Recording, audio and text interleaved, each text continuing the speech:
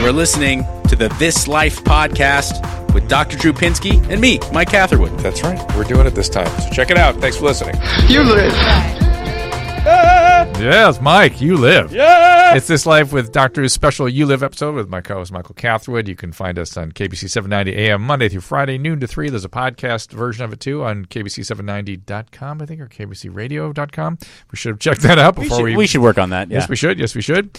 Also want to thank our friends at Alliant, the CSPP, the California School of Professional Psychology. Again, I've worked with them for years. Appreciate their support, and I appreciate the professionals that they have put out into the world, the high quality organization. Also, we have Mike and I coming up a Swole Patrol. Those of you that watched the last Facebook Live saw our friend with Vinny Tortorich. We'll spin out of this You Live into a Swole Patrol as soon as we get that up. We've got lines running. Do call us. And real quick, just about that, I want to say that, with This Life, obviously it's about mental health and recovery and all these things about living a healthier life. But Swole With Swole Patrol, we want to focus more just on the fitness and health aspect of it, and we will do that down the road. Yeah, this is more blended here at You Live. We'll do some fitness and stuff, and some health, and some mental health and whatnot. And do make your comments on Facebook Live as well, or check out YouTube. We're there as well. And it is my privilege to welcome Eden Sassoon in here today. Thank you, gentlemen. Her philanthropic effort is Beauty Gives Back, right? Or Body Gives Back. Beauty Gives Back. Hey. She has a great salon that First Day of Love was just raving about. Eden by Eden Sassoon. How did you not name it Garden of Eden? Because that's so typical. I know. I'm a basic bitch. I'm a basic bitch. I know. Keep it up. Also, Instagram Live. You can find Eden's Instagram there. Check it out. And I'm going Facebook Live right now. Oh, she's going to Facebook Live. Okay. So, Eden, where should we start this conversation? Oh my God, there's so many ways we could go. I've been amazing. You look great. Everything good? I was on vacation I'm always on vacation. Life is a beautiful. This one's funny.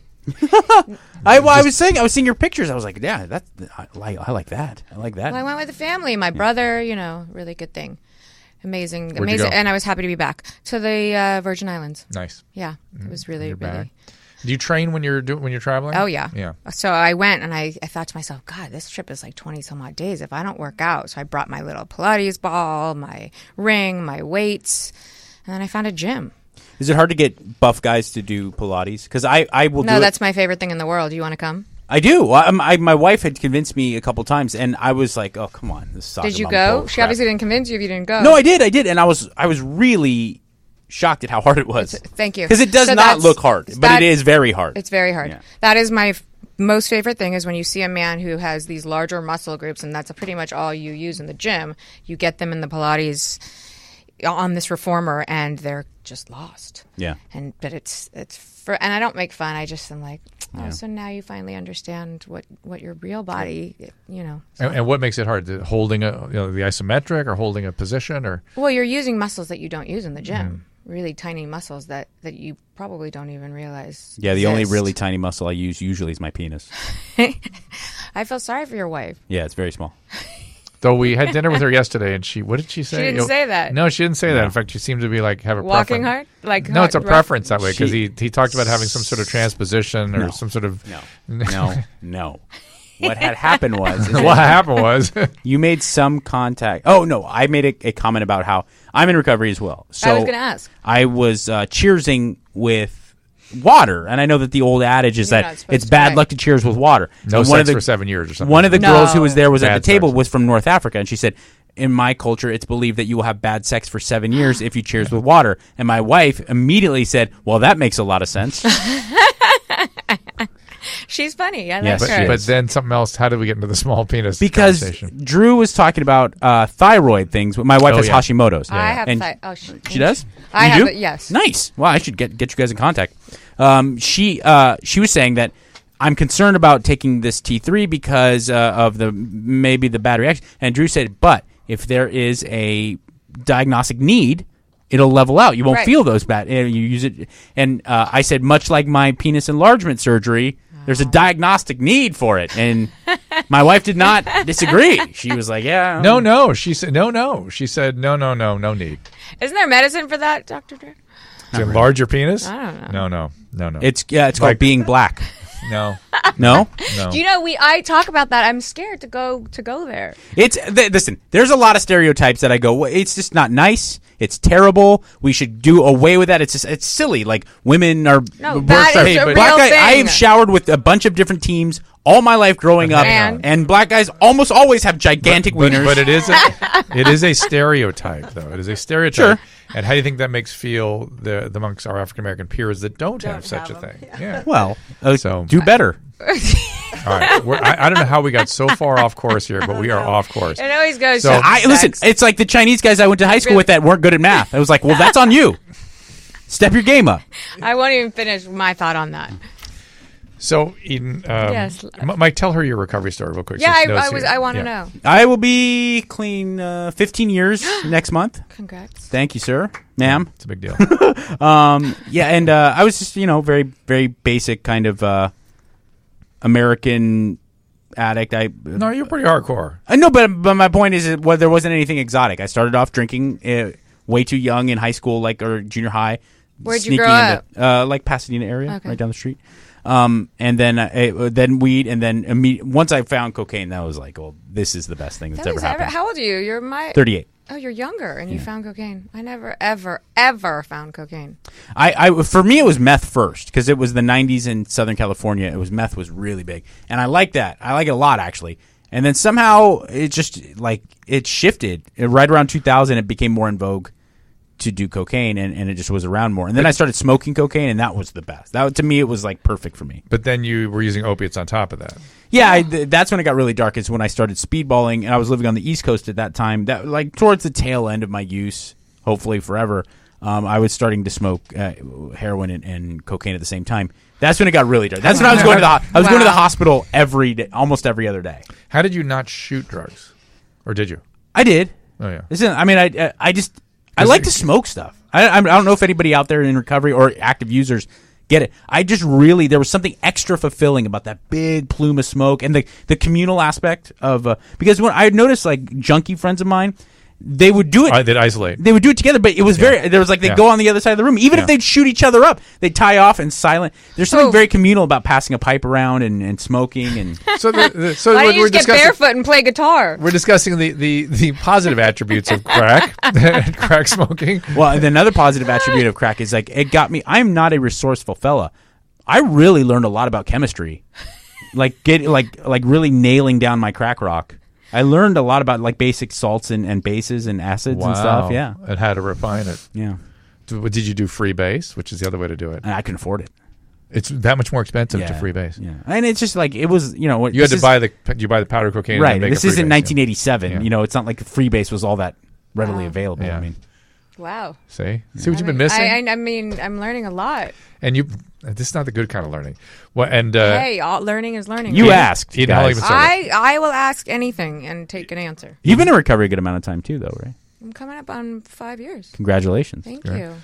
And beautiful. Much more difficult, I think, for you because why? Because when I got clean, I was 23. Just turned 23. It was my third, fourth go at it. Right. I didn't have anything going for me. I was broke. I was living on people's couches. But my parents were ashamed of me. No, it does because I don't know. I don't know if I had money and friends and a job, and if I wouldn't have just kept on using. Yeah, I was very forced to confront the aspect that I could not go on living like this. Well, I kind of just woke up on the edge of my bed and said, "Hey, you know what? I heard my dad's voice. I heard my higher power, and they're like, you're done." Really? Yeah. No, nothing was happening. Your dad had passed. Thank God I was dressed. Your dad had passed? Yes. Oh, that's really intense. Were you hallucinating your dad? I mean, you actually heard it? I actually was getting up, dressed. I was completely hungover, of course. And I'm thinking, oh my God, 5 o'clock's going to come around sometime. Get on your hike. And my dad's like, get on your tennis shoes, go hiking. Because I would exercise every day like I did. I would exercise drunk, to be honest. And so I went on the mountain and I heard you're done, this is it. And I was crying and I kept crying and crying and crying and I didn't know what was going on. And this woman just intervention and bam, I went to that day. You went outpatient. That's really amazing. Usually there's stuff going on in your life that allows you to hear that voice. Well, yeah, I'm very. I've always been open to energy.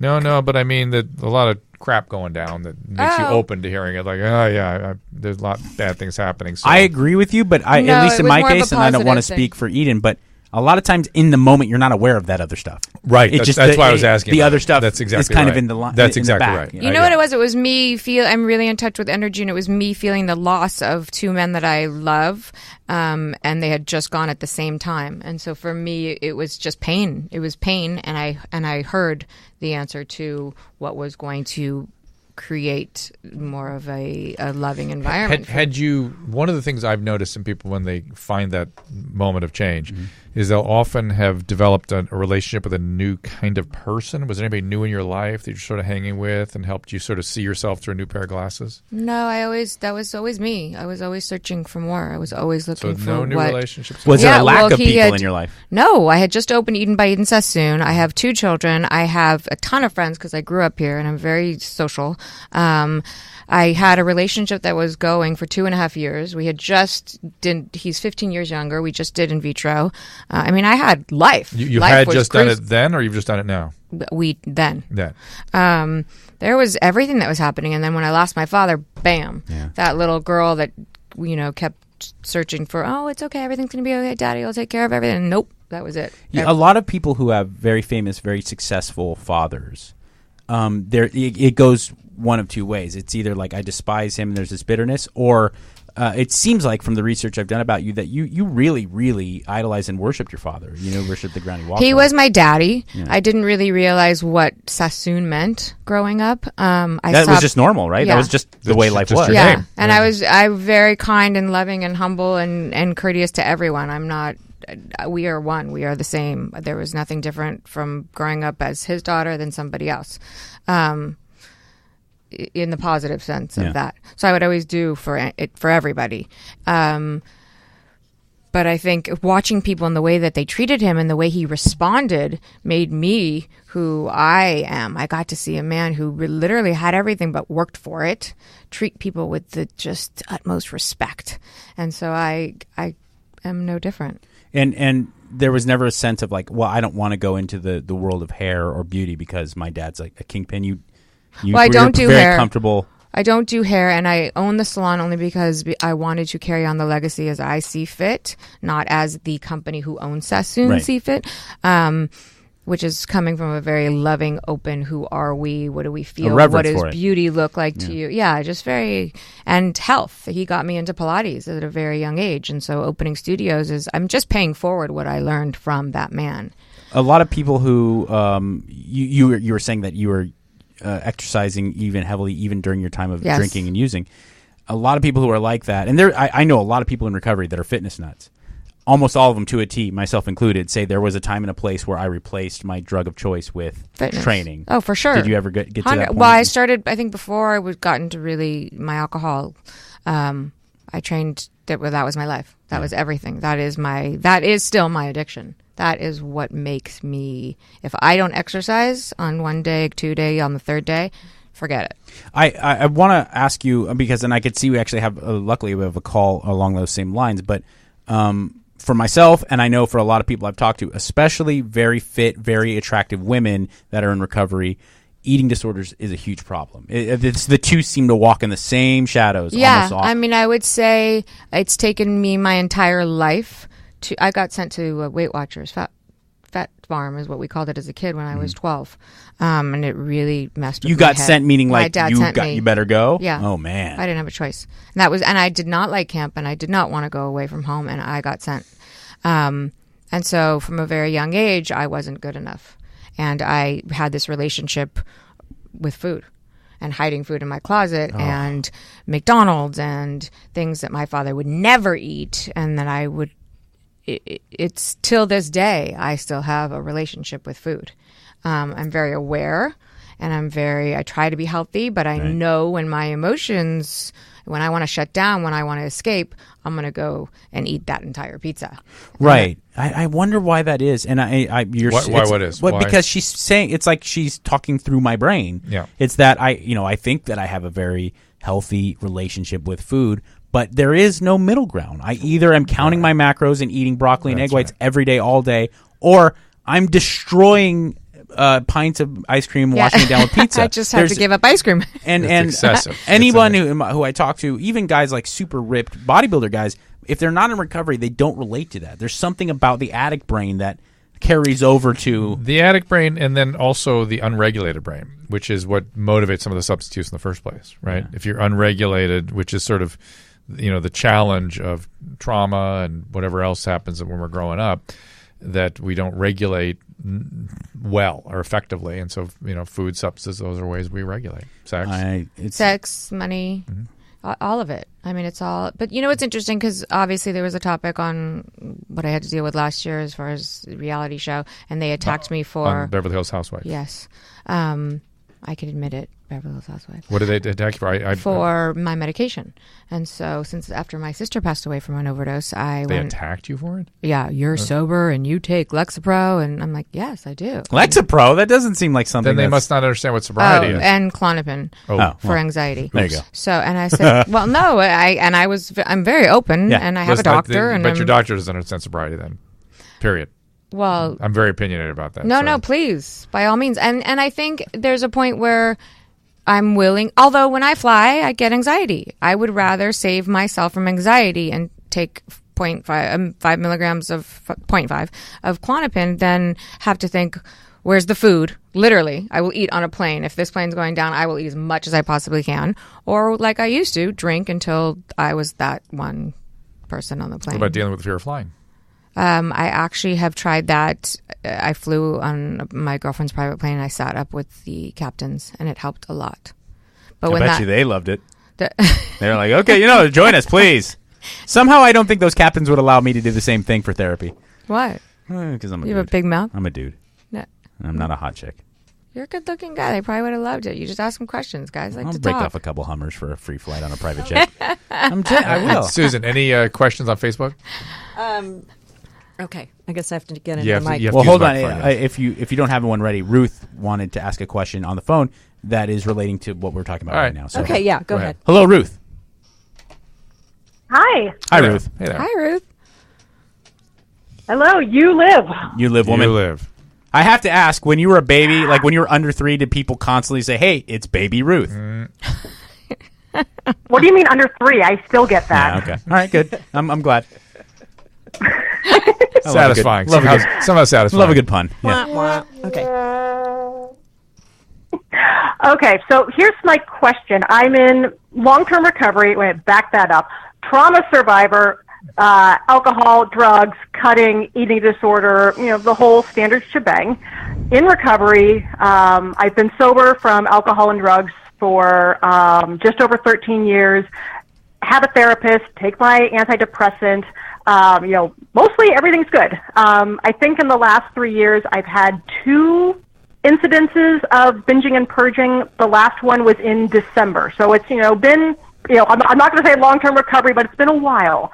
But whenever I get super, super stressed, my brain automatically tells me that I want to binge and purge. Right. And my question for Drew and the panel is, when did those thoughts go away? Maybe not ever. Yeah, I think for me it would be how do we accept them and deal with them? Right, and dealing with is the key thing. Is that you need sort of a procedural approach to when you have these things. There's things you do, much like if let's say you're around alcohol or something, and you're an alcoholic, you call your sponsor, you call your peers. There's things you do to interrupt this becoming a behavior. Right, and the key is, much like every other behavior, it has momentum. Once you start doing it, you start connecting the dots and doing more of it. I want to just put a little fine point on what she said about the so-called trifecta. Well, we used to call it the trifecta of eating, cutting, substance. You're right; it is the usual shebang. That when you're a trauma survivor, oftentimes cutting, eating disorder, substance, particularly if you have the genetics for addiction, go together. And are you getting specific trauma therapy, Ruth? Oh, yes. Okay. And just stay with that. Just figure out, to talk to your therapist about some sort of procedural, something you can do, somebody you can call, some support, something, when you get these sorts of impulses. And in the meantime, just keep doing your trauma work, and those impulses are much, much less likely to occur. Really, it is, again, those are old impulses associated with unregulated affect states, right? And if you're regulated more, you're not going to get those impulses breaking through. Does that make sense? Yeah, it does. And I was just wondering, because I don't crave alcohol, I don't crave drugs, I don't crave cutting myself, but this one just, I know. every so that for me right now, that's one of the ways I know, when I'm reaching my stress. Good. Well, it's a sign. You're aware of it, But I would like for it to not happen at all. So I was like, please tell me, over time it'll go away. I'd like cravings to not happen at all. A lot of it is just eventually getting. Yeah, over time it goes away for the most part. But I think the more you push it away and say, I don't want this to happen, it will. And so the more you become of an acceptance with, okay, this is something that I have to deal with, and figure out again, I'm wondering, it just occurs to me just talking to Ruth, if some of the more stuff you're already into, Pilates or meditation or other kinds of modalities she could explore. I mean, she's doing all the right things from the mental health standpoint. 13 years into it, maybe it's time now to add some stuff. Are you physically using your body to emotionally move through this? Because that works. Right. I mean, I've been an athlete my whole life. I'm a runner, half marathons, training for my first full. Okay. So I definitely put the body to good use. Okay. I'm doing yoga every day as part of my training. I don't think of it as spiritual, but it is. I'm at least going through the motions. I'm not saying spiritual. It's just important. It's another means of. All this stuff is bodily based, right? Everything's coming out of our bodies into our brain. Ultimately, this thing is embedded in a body, and the body's creating a lot of the unregulated stuff that comes out. So as much as you can get into your body, so to speak. It sounds a little hokey. I am that person that he's calling hokey. No, it sounds hokey the way I describe it. No, but I believe that we are just energy and we're stuck in this body. And so the more that you can grasp that energy or find a way to release it, whether it be acupuncture, whether it be yoga, massage. I mean, I do everything, whether it be working with healers that can kind of connect and get into places that that you are aware of maybe, but never been able to go to and release it, whether that be through crying or physical. Like I've gone through some really intense body sensations that energy is coming out of me, and it's directly linked with past experience. How have you gotten into that? How have you found your way in?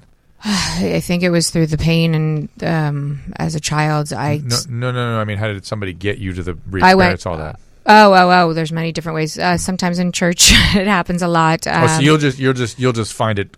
It just comes out. See, it's interesting to me because with patients and stuff, I always find that to be an interpersonal experience when those things, because we co-create our relationships, right? Mm-hmm. Like there's sodium and there's chloride, and together it's sodium chloride. Mm-hmm. Humans are the same way. We have Eden, we have Drew, and together we form this thing in between us that's called the relationship.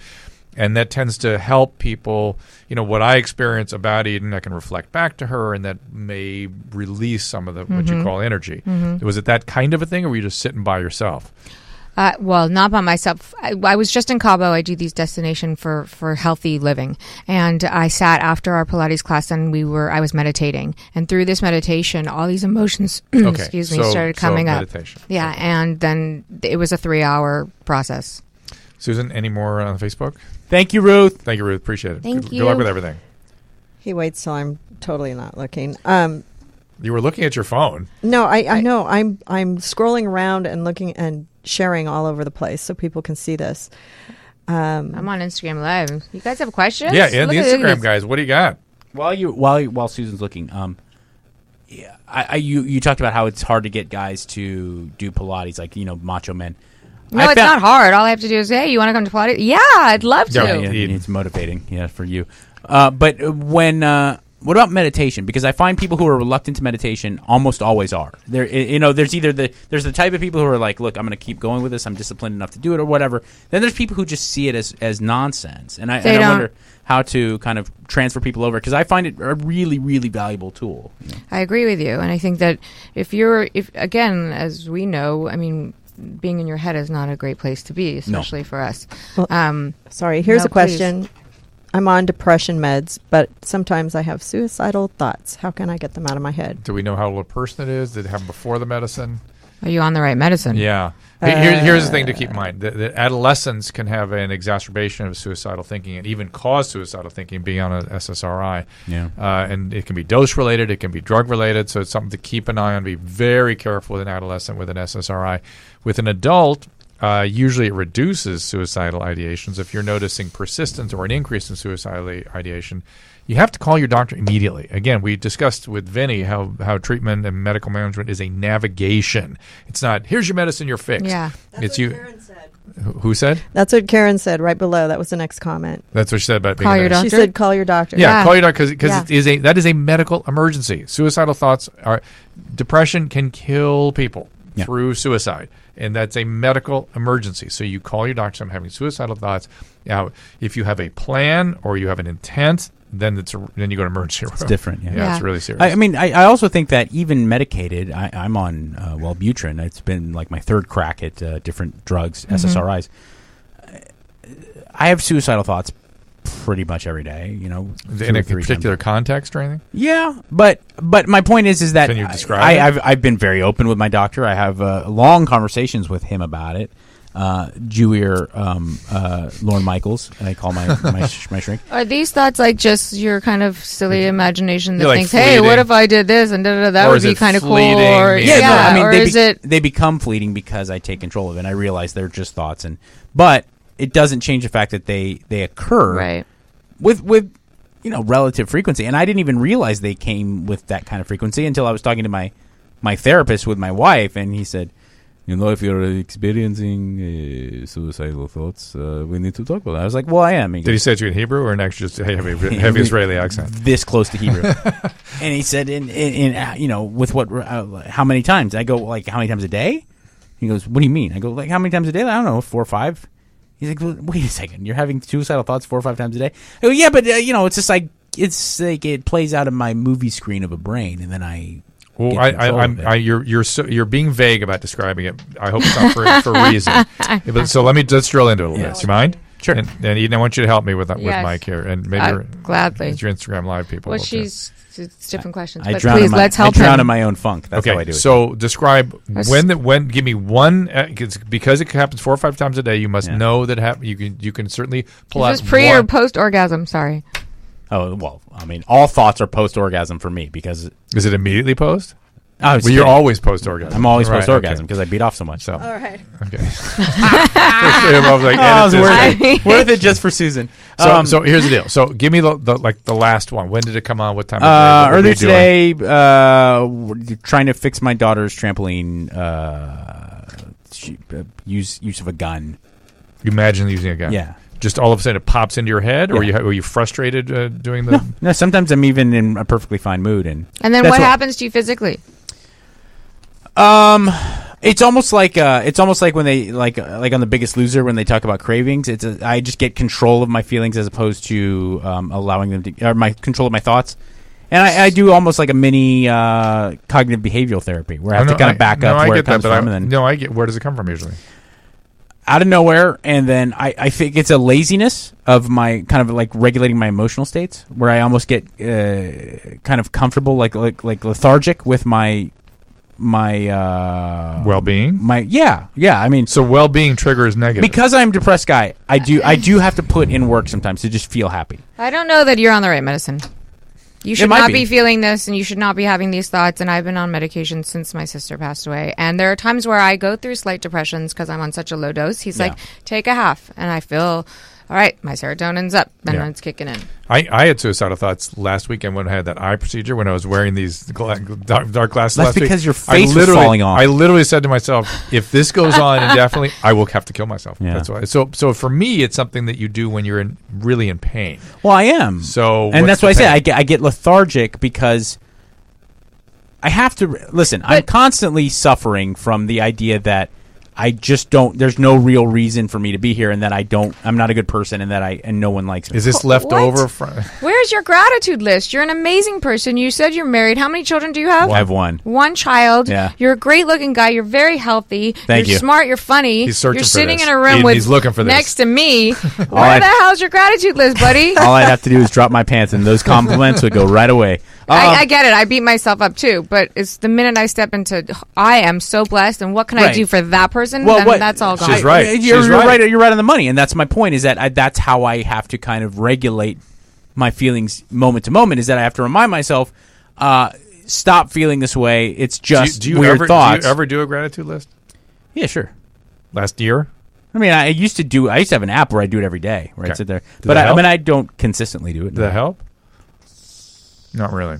Yeah, I mean, and is this all shame and guilt from your previous behavior? I think so. I think there's a lot of the isolation that was surrounding my use. It got me to believing pretty. I guess in a visceral way, more so than an intellectual way. I conditioned myself to believe that I was just this person that was really like my survival was futile, and then I think a lot of sexual trauma leads me to I'm very, very ashamed of like the idea that I created this world where, and I think it's only gotten worse since I became a parent because I started to transpose myself into my parents' point of view, and I think about like what a pile I am to have created a world where I'm so disappointing to my parents, and I think like how I would feel if my daughter was me. I would be so ashamed. What about just living in the moment again and being really grateful for being you? Yeah. The past is the past. And by the way, let's say you have a child who does take a dark journey and gets out of it. You'd be so grateful for that's who they are and that's their thing. Yeah. And Probably. look at them. Probably, yeah. So let's take a little break on that happy note. We're going to talk about our friends at Alliant, and we're here with Eden Sassoon. Give us your calls. Check out your comments on Facebook and on Eden's Instagram Live. We'll see you in a second. Well, one of the great parts about working in recovery is seeing former patients successfully move on. And I've had patients that have come up to me years later and shake my hand and say, sometimes people are kicked out of treatment. And many of these folks move on to become mental health professionals themselves. And, of course, the field of psychology is vast. The need for competent practitioners is huge. If you're considering this rewarding career, I urge you to consider the California School of Professional Psychology at Alliant University. Now, I've known them for a long time at Alliant University. I've spoken at their past events. It was founded in 1969. It's boasts an alumni network of nearly 50,000 people worldwide. And Alliant has fostered many of today's mental health pioneers, authors, and advocates. CSPP at Alliant University hosts both on-ground and online programs in business psychology, marriage and family therapy, clinical counseling. They also offer APA-accredited doctoral programs in clinical psychology that can allow for specialization in child psychology, clinical forensic psychology, and integrated psychology. And the faculty is crazy. It's made up of leaders and historical figures like Abraham Maslow, Carl Rogers, Viktor Frankl, some of the true fathers of modern psychology. For more information, and I worked alongside of these students as well, by the way, in the clinical setting, as well as having lectured at the institution. So for more on the California School of Professional Psychology, CSPP, at Alliant, click the Alliant banner on our website or visit Alliant, ALLIANT.edu, alliant.edu. And welcome back. It is the You Live version of This Life podcast, and appreciate all you out there on Facebook Live. We got Eden Sassoon in here with us, and Instagram world, her Lando Instagram. And Mike, we're going to go to calls, and you're in control of that right now. Yeah. Let me get to Jessica in Washington State. Again, this has a nice, good delay, which is useful on a live show. So in a moment, we will be talking what's to... your name again? Jessica? Jessica, yes. And we are again joined by Eden Sassoon. It was very nice of you to come in today. Yeah, Eden, thank you for having me. Yeah, it's a pleasure always. I have a real quick, while we wait for Jessica's call to get on there. Jessica's there, by the way. Hello, Jessica. Hi, Jessica. Real quick question. I always talk about this Hello? with like people on MTV shows or The Bachelor or any of that. Hi, Jessica. Real quick. How was it dealing with being on a Real Housewives show being in recovery? That does not seem to compute. Those two do not, because most of those broads are just smashed all the time. Yes. Brandy was in recovery, wasn't she? No, Brandy was not. She's still not, and you know what? I see her for what she is, and she's has her journey to deal with. She's always been nice to me. Kim was in and out of recovery, and Kim, she's in recovery. Yeah. For me, it was great. I actually got to see them and be like, "Oh, you're gonna wake up feeling like shit tomorrow." I'm sorry. Well, I get to go to the gym and live a beautiful life and just do more for others. So that's why I'm not back this year, because I don't. It probably didn't make for a interesting. You probably didn't, and I mean this as a compliment. You probably didn't make for a very interesting TV housewife because you were probably self-aware and not drunk. Exactly. And, and so the people who do admire me kind of come at me and, I love you, and I love you for your truth, and I love you for all the things that housewives don't represent. The other thing that for the normie population it's hard to get is that when you're using, it blocks your ability to feel, right? Yeah. Yes. Yeah, and no, normies don't have that. It's not so much. You'd have to use a lot to block our feelings. Right. And while if you're an addict, the alcohol, the drugs block it. That's why people get nervous about your Klonopin. Like I would Right. get nervous about that, Right, Because okay. I would feel like you're not having your full experience all the time, Right. and your addiction Even brain might kick in a little bit, and then off you go. Before bed? I'm just saying Okay. it's that risk, Right, risk right. that Got bothers it. me. Got it. And somebody should have discussed that with you in great detail. I don't know if that's happening, but to help the average person understand what that's like. That when you're using even a little bit, the feelings are just sort of blocked. Numb. Yeah, numb. But I can do that with exercise. I can do that with flirting with men. I can do that with shopping if Flirting need with be. it numbs your feelings, doesn't heighten your feelings. Well, I get that high. You get the high. And then And once then the high that- comes off, I'm going back down. Right. Mm-hmm. So the high numbs your feelings. Mike, want to add to that, or In is what that- sense? Like is that not your- what do you mean directly? Like Well- love is a drug for me. I just don't Yeah. think the average person understands the blocking and that the high blocks feelings, that the next day you can't have feelings, and that ability of the addict brain to be distant from feeling states, even when you're using even a mild amount or behavior. I mean, I think one of the biggest aspects of empathy is self-awareness. I mean, you have to have at least some level of appreciation for yourself to be able to share and appreciate other people's feelings. And when you're high and using, especially in an addict capacity, your self-hatred and your self-deprecation is so high that it makes it very difficult, almost impossible to embrace other people's feelings or even to acknowledge them. You know? Okay, so those are two different experiences of addiction. I'm hearing, but both common, which is he goes into the self-loathing and isolates because of that and can't connect, and then you're just numbed. And you find I go behaviors, numb, and you're just- finding behaviors to help you numb, whether it's high or low. It's numb. And let me be clear. This self-deprecation, this self-punishment that I went through, it was very selfish. It wasn't as if I was get like, it. I see myself as little. It was indulgent. Yeah, you know? and by numbing, I'm not talking about the kind of numbing we get with trauma. I mean, literally numbing, literally in a Novocaine numb. Novocaine kind of. All right, Jessica, go ahead. Jessica, hello. Hello. Hi, Jessica. Hi, baby. Hi. Yes. Nice to speak with you. You as Nice well. to speak with you. This is where you tell us. I have a question. Let's do it. I have a question, Dr. Drew. Mm-hmm. I have a hormone imbalance, and I'm on progesterone cream, and I have leg swelling, and I was wondering if I also have a wetting issue, and I was wondering if that's a pinched nerve, and if you know about those conditions. Nothing you said connected. Wetting? A Medically. wetting? You mean wetting yourself? Like going pee-pee? Yes. Okay. So, well, I can It's speak not- from it's not experience. you, But hold on. Mr. Catherwood. It's a wetting condition. Have you had children? What is it then? I know I've not had children. I'm 33 years old, single, disabled person. I haven't had children. physically disabled from what? I have autism, sir. Okay, Dr. so Drew. so Jessica, I'm sorry, but I would have to know more about what's going on medically. What the things you've mentioned don't connect in a significant way. You're talking about. I have edema. I understand you have leg edema. I understand you're on progesterone. I understand you have urinary incontinence. Those things don't necessarily line up unless I had a lot more information. So I'm sorry, Jessica. I would need to sort of look at your medical record to see what's going on. Should she here. go to her physician? Yeah, of course. Go to your doctor, have him or her explain that to you.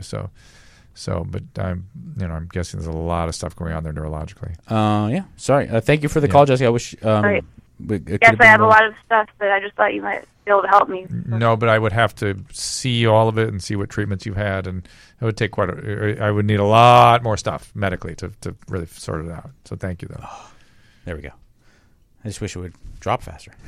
I mean, she probably, maybe wheelchair bound, maybe some spinal issues, maybe some actual brain structural problems. I mean, there's a lot of stuff going on here. Jerry calling from the great state of Tennessee. Hello. Thank you for calling. Eden Sassoon is in studio with us. Hi, Jerry. I'm Miss Sassoon. Hey, Doc. Hey, Psycho Mike. What's up? They also rooting for me, Phil. So I'm one of Vinny's clients, Uh-huh. and the other guy left earlier. But I've been dying to talk to you guys. I've been listening to you guys on Love Line. Yeah, we get it in Tennessee through the internet. We listen on a little app. But listen to you guys for years. Listen to you talk about training on Kevin and Bean, and a lot of times you talked about ketogenic stuff. Yeah. but like my girl and I we did no sugar, no grain. But I was an Army Ranger, so I come from a training background. Right. And I used to attack things more like working out, like an obsessive compulsive addiction to physical activity as my form of diet control. And my girl is more like, I don't want to touch a gym for any effing reason. And so diet is kind of the thing for her. Yeah. If you're, but we need to be kind of on the same plan because we eat together and it's motivational for each other. That's interesting. If you honestly, unless you are a competitive athlete in something really glycolytic, boxing, MMA, Olympic lifting, then there's no reason why you couldn't be in a ketogenic state. Yeah.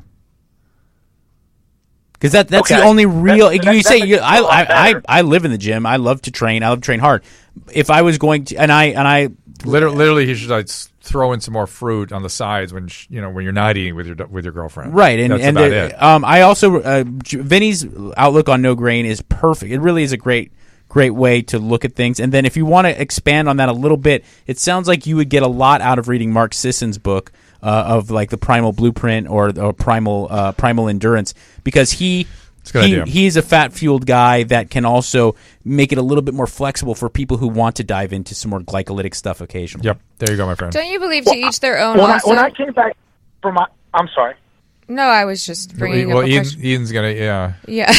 Go ahead. It's not a bad point. I think it really is to each their own. I think that people's blood type plays a situation. Well, I think You're absolutely correct, but he's saying together they influence each other in negative ways when they sit down to eat. Well, yes, I because think. they are so different. So she has a significant, we both were just naturally, like, we were both like naturally good-looking, in shape people. And then and I was a few years older than her. When I came back from Iraq, I gained 100 pounds. Oh, she gained.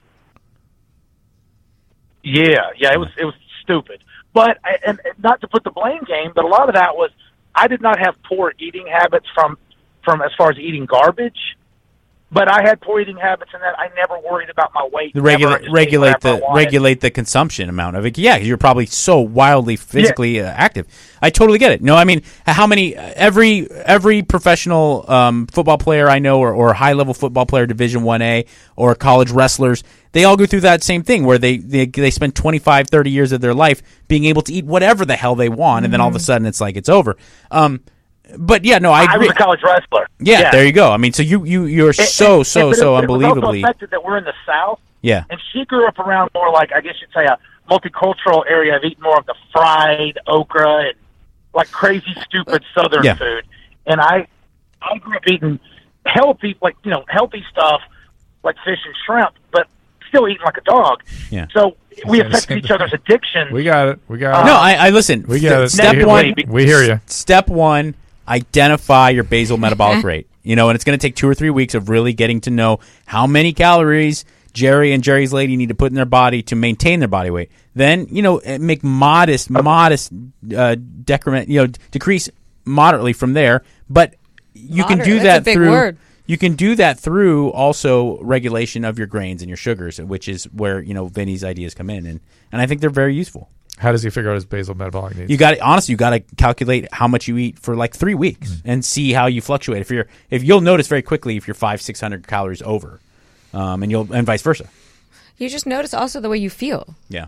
I mean, numbers don't lie. I get on the treadmill in the morning, and then I go to Pilates, and I know how many calories I'm burning, and then I pretty much know what I can eat that day. It's a lot of time. This is, with the average person, that's a lot of time exercising, and the average person doesn't have the time to go to the store to get vegetables or the money to buy vegetables. So it's really... Yeah, but you say that all the time. And like whenever we talk health and fitness... I don't want to say all the time. I just want to say, I want to acknowledge that it's hard. But when you say health and fitness... we are nuts. Whenever you talk health and fitness stuff... Hold on. Whenever you talk health and fitness stuff, you go, yeah, but I have clients that won't even take a pill. And I go, well, then they're going to be fat and dead. That's not being a good doctor. I'm not being but no one's asking me to be a doctor. They're asking me to be. Okay, if the person that can't even take their medication because they're too undisciplined, don't look to me to give you nutrition advice. It's not. We're worlds apart. I understand. That was my word, discipline. Yeah, I understand. But I live in a world where I have to try to help people. It's like saying if you don't want to get sober, get the hell out of here. No, it's not. No, it's not, because there's a wild difference. There's many degrees of I'm taking my medication to save my life. That's fine. that person's not going to go to the store and buy the vegetables. Okay, so don't That's even part ask. of saving their life, though. But they're not going to do it. If they're not going to do it, they're not going to do it. You can recommend that they do it. But if you're going to say to me that I've also, on top of saying clean up your diet, prescribe them 200 milligrams of so and so, they can't even take that every day. It's hard for them to do it. Okay, then it's going to be literally impossible for them to read an entire book about dietary guidelines. That would be impossible. Follow the guidelines, gauge their BMI. That's it. That would be it's not going to impossible. happen. So I just go, Right. well, then you do your thing. But there are other. So you're saying how bad do they want it, and what are they willing to do to make Right, it happen? Jerry sounded like the type of guy who definitely is going to follow through with that stuff. I can't get people to go to the gym. That's very hard for people. We all love it, but a lot of people really find it uncomfortable. See, I try to miserable. lead by example. Obviously, we all do. And people are like, I want to be just like you. I'm like, careful what you're asking for. Yeah. But yes, I can motivate you to get to the gym. What about, but if you're talking in a life-saving capacity, do they have to? Can't they just walk 30 minutes a day? Yes. Okay. That's where I go next. Okay. And that's hard to get people to do, or they'll do it for a while and stop. And I just want to acknowledge how hard it is for some people. And my job is to motivationally enhance. Right. And to get realistic goals and to get things started. I agree, but I also think there are that people I've given up on. From a clinical standpoint, there's some people who can't. The clinical standpoint, there is carryover, because in a clinical standpoint, and from me, just meathead guy, and from Eden giving advice. Don't dare call me a meathead. No. But I'm saying I'm sure there's a lot of women who look to you as a motivation and an icon for what they want to look like or how they want to live. And just like you, when someone steps into your office, like some people need to stay in their lane. If I see a guy at the gym who's 23 and shredded, and he's like, "What can I do to get to 2% body fat?" That I'm going to have a completely different set of guidelines than my dad, who's 70 pounds overweight and 70. Right. And so, Mike, we're talking to a general audience here, I assume. So I just want to acknowledge to the Michael Catherwood father. Yes. I'm not sure I should use his real name necessarily. The Dwightster? The Dwight. Everyone knows the Dwightster. Okay, so whether I should have the Dwight Catherwoods represented as well as the meathead in the gym represented. Right. We've got to kind of acknowledge everybody we're talking to. The caveat here is that my dad is probably 150 pounds overweight and 73. I obviously am not going to prescribe to him my workout routine and my diet, but my dad is the guy who will take that pill. Is the guy? He'll follow. So that my point was that if you're going to say you don't understand, I have people that come into my office. It's very hard to get them to even take their medication. I go, well, then why would you even dream of giving them dietary advice? But then I would take somebody like your dad and I go, hey, very good, well done. You seem to want to take care of yourself. I hate to give you medication for something we could correct with diet. You got to stop. Go to hell. Shit, yeah. And so you have to get philosophical a certain That's point. exactly it. I always ask my clients who come in and do Pilates, and they're like, I want to be just like you. I said, no, you don't. But tell me exactly what you want. Yeah. Right. And until they can really understand what they want and then what it's going to take them to get there, that's up to them. Right. And I think when those people, and I'm sure I totally understand any girl of any age wanting to look like Eden. I totally get it. But the goal should really be to be the best you. Exactly. Not because I've suffered from that. Be the best you, and some would argue that lead the best life. Right. And that for some people is a good life. Some people it's an enjoyable life. It has different meanings to different people. I will tell you being the best you and leading the best life may separate. I will tell to a large portion of the population, including a large portion of the people that listen to this podcast, working out the way I do, eating the way I do, living my life the way I do it will preclude you from living your best life.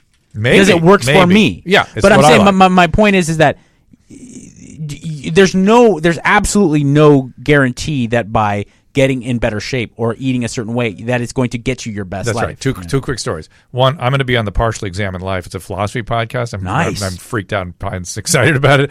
Next week, I think. And talk about and Wes Alwyn from that. Yes, oh. Wes Alwyn from that podcast is on the Dr. Drew podcast right now. And I asked him, and I said, I sometimes become philosophical. Let's describe to people what philosophy is supposed to do. And he goes, well, it's how to lead an ethical life. It's a little bit about politics, but ultimately it's about how to lead a good life. I go, I'm glad you said that. How do you lead the good life from a philosophical perspective? He goes, I have no idea. I go, okay. I go, well, the whole project is now, you've said the whole philosophical project is a failure. That's what you've said. No. So I'm starting with that, going to their podcast. I think why philosophy still exists after 7,000 years. I've been spending the last couple weeks preparing for this. It's because they don't know the answer. And still. I am deep in Hegel and Levinas, Sartre, and I'm telling you, it has been a very satisfying experience. It's really depressing, the Sartre, once you get into the postmodernism. And forget it's very, very depressing. The Derrida on that crap, forget it. But Sartre, I always hated. I've got a little more respect for him. Huge dong. Hegel, I'm suddenly deeply invested in, and Levinas can go, waste of time. I wrote a book called Hegel and Cream Cheese. We'll get into it. Thank you. But That's funny. Anything before this first day of love before we wrap up? Anybody want to hear from on Facebook or Instagram or? No, I think that we're about ready to close this one up. Eden, thank you. Really, it's always a privilege. for having me. Sassoon, everyone. It's a very we've gone in different directions with you a couple of times now, right? It's been really We fun have. both times, and you. I listen a lot more than I talk, which is Well, it's a no, good thing. but- People tell you look like Marissa Miller. I've gotten that. You do a but lot. You bring it, and I appreciate you bringing it. I appreciate you being here, and not just listening but engaging. And Sincere appreciation for you coming out today. I'm sure you got a lot. So better things to do. let's get all your stuff. No. What beauty giving back? What can people find there? What if they want to? Beautygivesback.care. .care. Yes, it's Okay. .care. It's uniting the beauty industry and helping end the water crisis. And then Eden Sassoon is my personal Instagram, Sass Eden on Twitter, and of course Eden by Eden Sassoon at the salon, and Eden by Eden Sassoon Pilates. Mike, anything you want to promote before we go? At Mike Catherwood on every outlet. Everything. Go to doctor.com.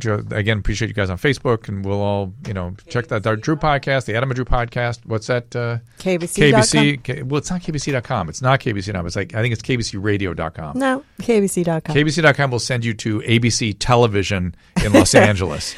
It's not KBC.com. Okay, do KBC790.com. Yes, KBC790 make it step. All right, we'll see you next time. Remember, you can find all these podcasts at drdrew.com. The Dr. Drew podcast, the This Life podcast, and the Adam and Drew podcast, which is available 5 days a week.